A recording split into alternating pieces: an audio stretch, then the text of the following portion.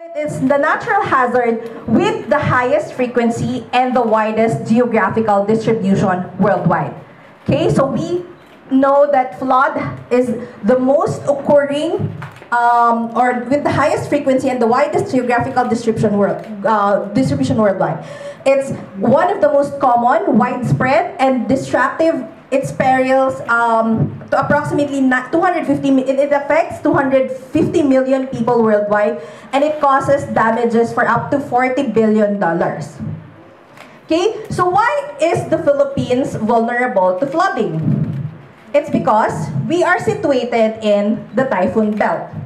Okay, so an average, according to the DOST Pag-asa, an average of 20 typhoons enter the Philippine area of responsibility every year, and 8 to 9 storms of these 20 typhoons and make a landfall. So it directly affects or directly hits our constituents. So there are different types of flooding based on the United Nations Office for Disaster Risk Reduction, or UNDRR. So when we have river floods, coastal floods, flash floods, and urban floods. So when we say river floods, these are the floods that occur kapag nag-overflow yung mga rivers. Okay, that's flash flood. Then we have storm surges or the coastal flooding. So ang directly na naaapektuhan nito is yung mga coastal areas natin. So these are the floods that cover the land with seawater, and this happens kapag yung sea level natin ay mataas because of high tide. Nagbabanggaan sila, which forms a line of clouds and now what we call a shear line. Kaya dito sa Bicol region, maulan. Okay? So before, ang tawag sa kanya ay tail of the cold front.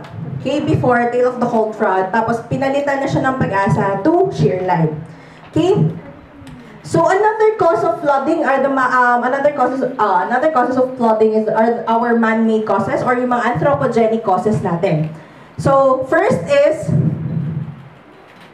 deforestation or the clearing of forested lands. Kapag pinutol natin yung mga puno, what happens? Wala nang nag-hold sa water that flows through our mountains.